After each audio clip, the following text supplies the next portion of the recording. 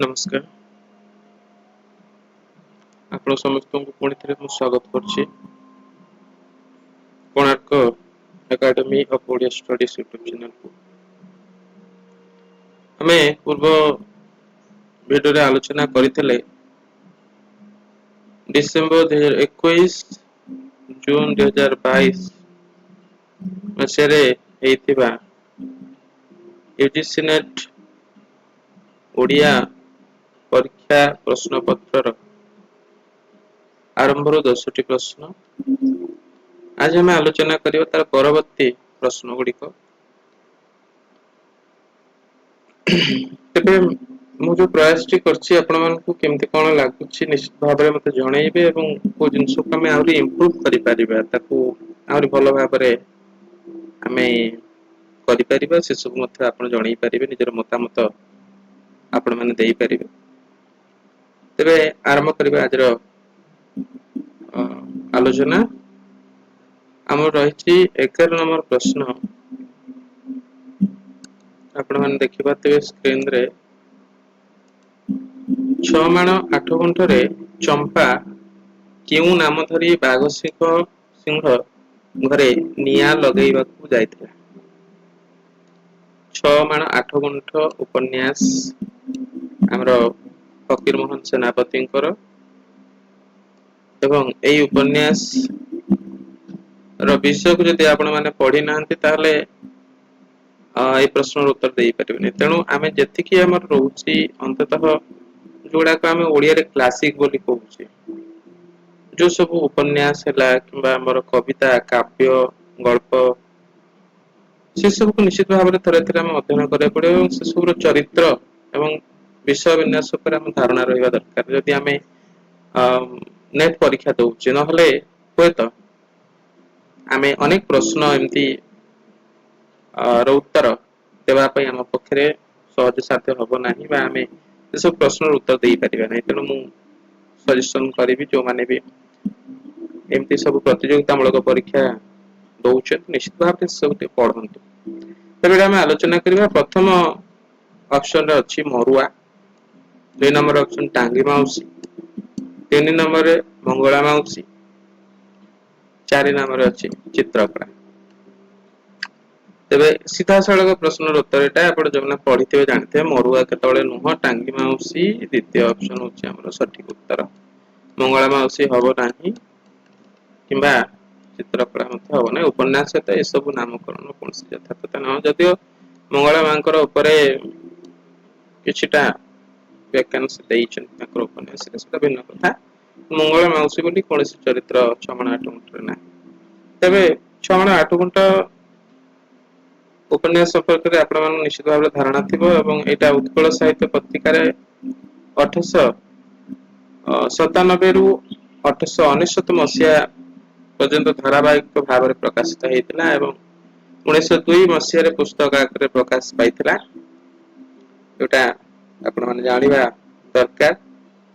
ଏବଂ ଏଇଠି ଯୋଉ ଚମ୍ପା କଥା କୁହାଯାଉଛି ଚମ୍ପା ହଉଛି ଉପନ୍ୟାସର ଯେ ଖଳନାୟକ ଚରିତ୍ରରେ ଅଛନ୍ତି ରାମଚନ୍ଦ୍ର ମଙ୍ଗରାଜଙ୍କର ପୋଇଲି ବା ଦାସୀ ବୋଲି ଆମେ କହିପାରିବା। ଏବଂ ଏ ଉପନ୍ୟାସରେ ଚମ୍ପା ସମ୍ପର୍କରେ ବିସ୍ତୃତ ଭାବରେ ପରିଚୟ ପ୍ରଦାନ କରିଛନ୍ତି ଔପନ୍ୟାସିକ ଷଷ୍ଠ ପରିଚ୍ଛେଦରେ।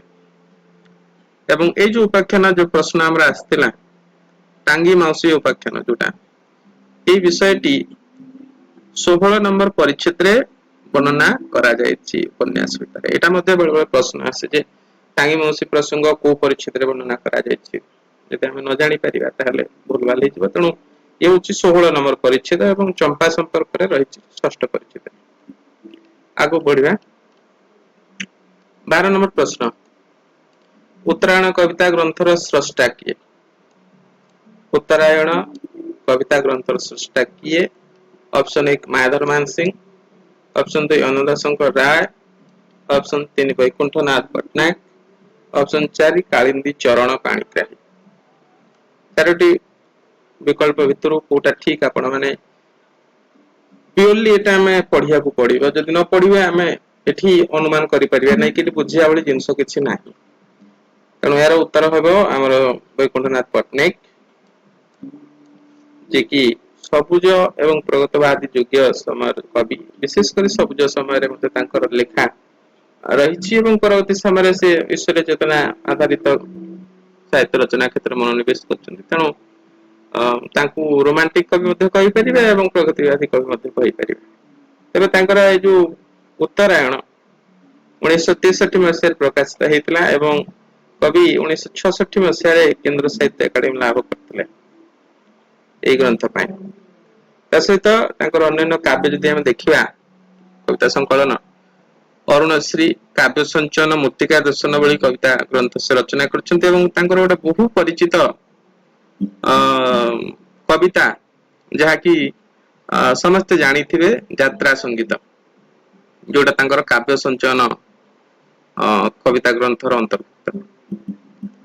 ଜୀବନ ପାତ୍ର ଭରିଛ ଯୋଉ ଗୀତଟି, ଯୋଉଟା କି ପରବର୍ତ୍ତୀ ସମୟରେ ବହୁତ ଏବେ ମଧ୍ୟ ଏହାର ଚାହିଦା ବହୁତ ରହିଛି। ପରବର୍ତ୍ତୀ ପ୍ରଶ୍ନକୁ ଆସିବା, 13 ନମ୍ବର ପ୍ରଶ୍ନ। 13 ନମ୍ବର ପ୍ରଶ୍ନ, ଆନନ୍ଦ ଲହରୀ ଉପନ୍ୟାସ ମାଳା ସହିତ ନିମ୍ନ ବ୍ୟକ୍ତି ମାନଙ୍କ ମଧ୍ୟରୁ କିଏ ସମ୍ପୃକ୍ତ ଥିଲେ?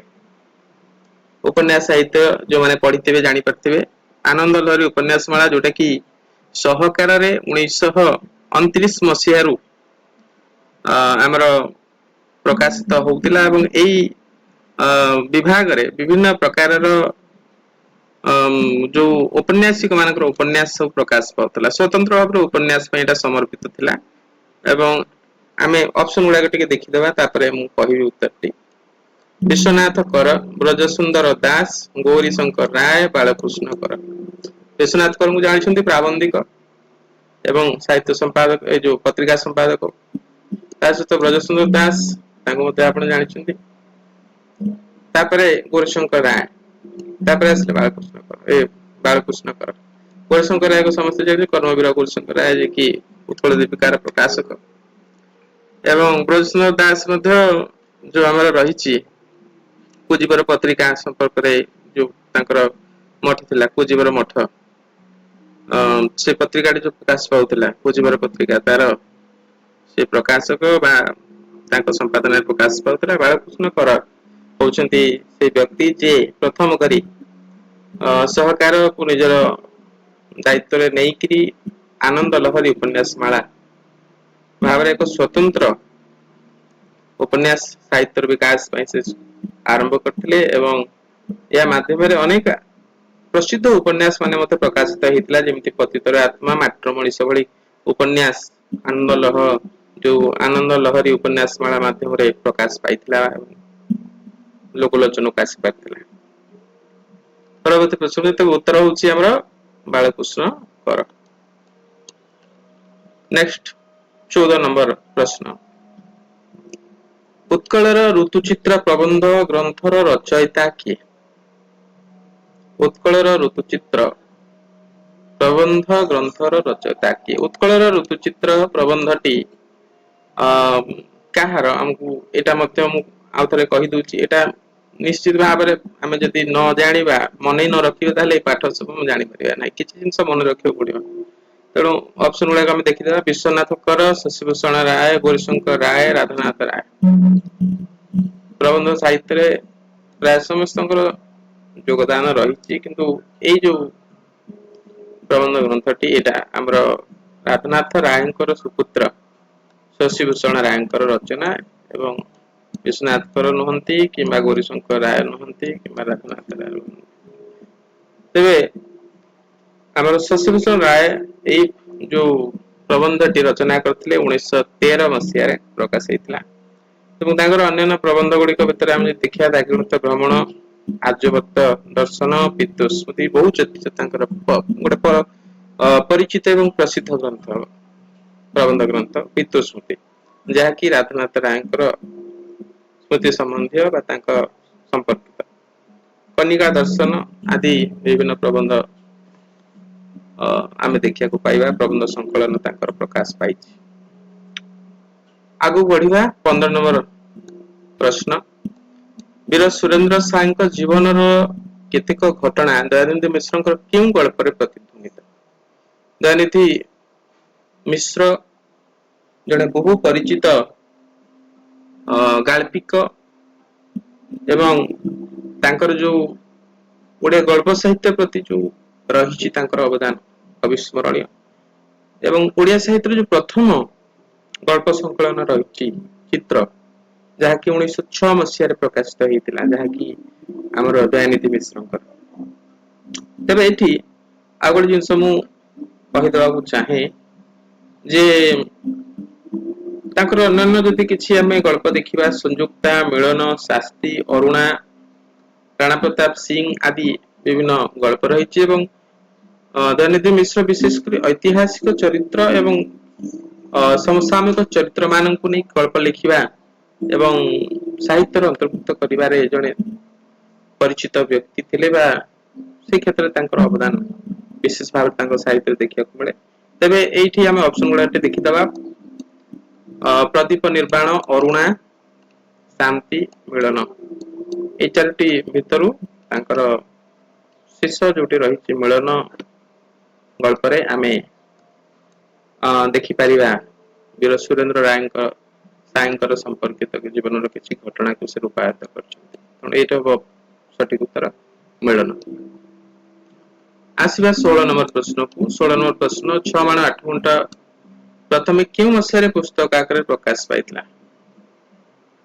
जोटा मुझे पूर्व आपको 6 माण 8 घंटा संपर्क में फकीरमोहन सेनापति ये हूँ उपन्यास प्रथम आम ऑप्शन गुड़ाक चेक करदे 1897 1899 1902 यहाँ मन रखा जिनस बुझा जिनस किसी ना अति सहज मन रखी पारे तेरे गोटे साधारण ट्रिक आपदे फकीरमोहन सेनापति 4टी उपन्यास अच्छी जदि आम प्रकाशन दृष्टि देखा रचना दृष्टि देखा दुटा जाक भिन्न प्रकाशन दृष्टिकोण कौन संपूर्ण उपन्यास पुस्तक प्रकाश कर प्रथम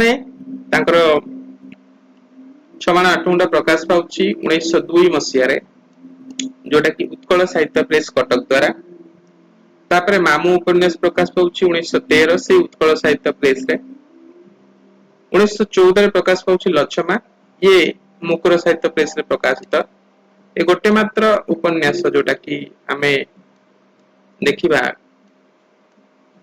फकीर मोहन जोटा मुकुर प्रेस रे प्रकाशित नचेत अन्य 3टी जाक उपन्यास गोटे प्रेस द्वारा प्रकाश पाँच उत्कल साहित्य प्रेस द्वारा प्रायश्चित जोटा शेष उपन्यास 1915 मसीह प्रकाश पाँच तेणु 1902 1913 1914 1915 क्रम देखिपर फकीरमोहन सेनापति उपन्यास गुड़ा प्रकाश आगु बढ़ा 17 नंबर प्रश्न फरासी प्रतीकवादी आंदोलन पटपुरोधा रूपे किए विवेचित होता इमेजिज्म जोटा को आम कहूँ इंग्राजी ऑप्शन वाला चेक करदे ओस्कार वाइल्ड 2 नंबर राम्बो जुलेला फॉर्क एवं स्टीफेन मालार्मे जो मैंने पढ़ी थे निश्चित भाव में जापारे ये जो व्यक्ति मैंने अच्छा समस्ते प्रायतः इमेजिज्म सहित जड़ित जड़े व्यक्ति को छाड़देले जी सौंदर्यवाद विशेष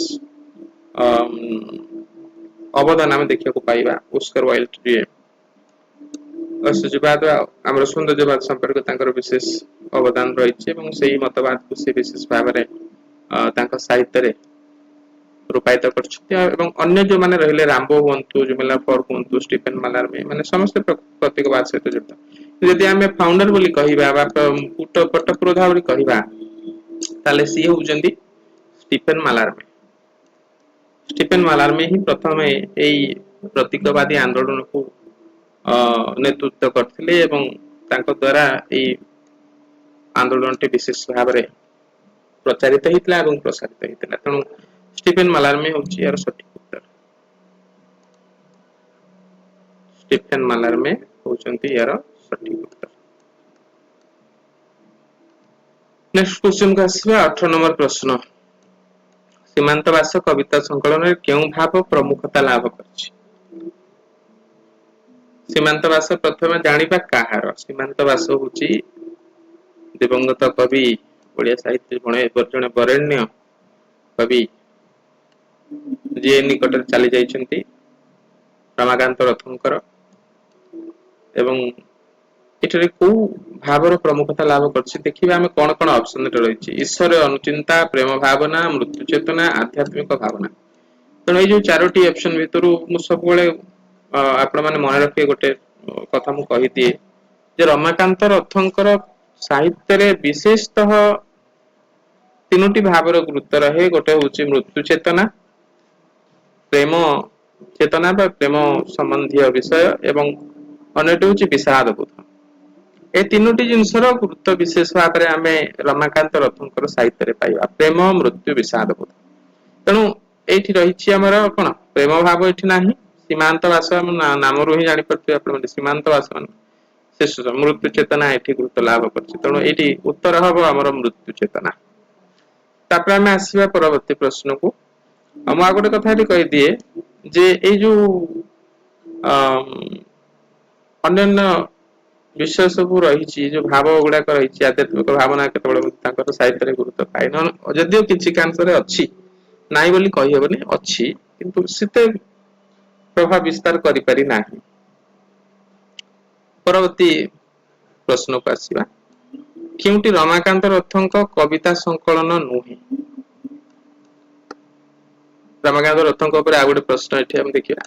ପବନର ଚିତ୍ରାଙ୍କନ, 2 ନମ୍ବର ଅପସନ ଆମେ ଦୁହେଁ, 3 ନମ୍ବର ଫେରି ଚାହିଁଲେ, 4 ନମ୍ବର ସବୁଦିନେ ସେ ପାଖେ। ଏଇଟା ମଧ୍ୟ ଆପଣଙ୍କୁ ମନେ ରଖିବାକୁ ପଡିବ।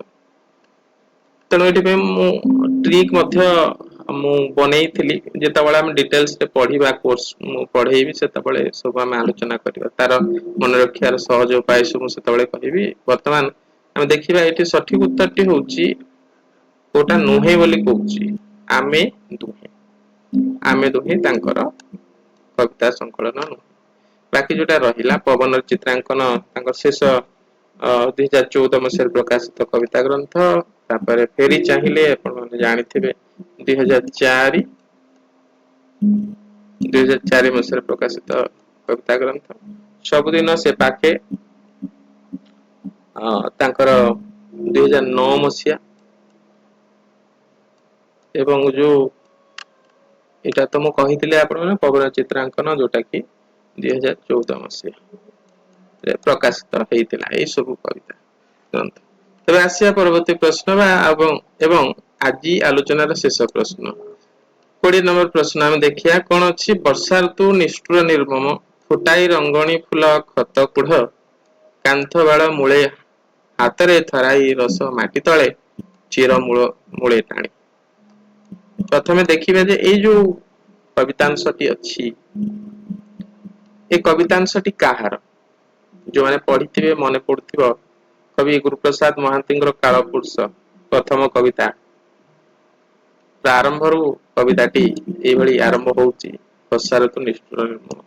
ଏବଂ ଆଉ ଗୋଟେ କଥା ମୁଁ ସୂଚନା ଦିଏ ଆମେ ଯେତେବେଳେ ପ୍ରୟୋଗବାଦୀ କବି ମାନଙ୍କ କଥା ଆଲୋଚନା କରୁଛେ ବିଶେଷ କରି ରମାକାନ୍ତ ରଥ, ସୀତାକାନ୍ତ ମହାପାତ୍ର, ଗୁରୁପ୍ରସାଦ ମହାନ୍ତି, ଭାନଜୀ ରାଉତ ଏଇ ଯୋଉ ଦୀପକ ମିଶ୍ର, ସୌଭାଗ୍ୟ ମିଶ୍ର ଏଇ ଯୋଉ କବି ମାନେ ଏମାନଙ୍କର କବିତା ପ୍ରଥମ ଯୋଉ ଆମର ସ୍ୱାଧୀନତା ପରବର୍ତ୍ତୀ ସମୟରୁ 1980 ପର୍ଯ୍ୟନ୍ତ ଇଏ ହଉଛି ଓଡିଆ କବିତାର ପ୍ରୟୋଗବାଦୀ ସମୟ ଏବଂ ଏଇ ସମୟରେ ଯୋଉ ସବୁ କବିତା ରଚନା କରାଯାଇଛି ସବୁ ଗୁଡାକ ମୃତ୍ୟୁ ଚେତନା ତାପରେ ତମର ବିଷାଦ ବୋଧ ତା ଭିତରେ ଦୁର୍ବୃତ୍ୟତା ଆଦି ବିଭିନ୍ନ ସବୁ ଜିନିଷ ରହିଛି କାହିଁକିନା ଏଇ ସମୟ କାଳ ହଉଛି ପ୍ରୟୋଗବାଦୀ କବିତାର ସମୟ।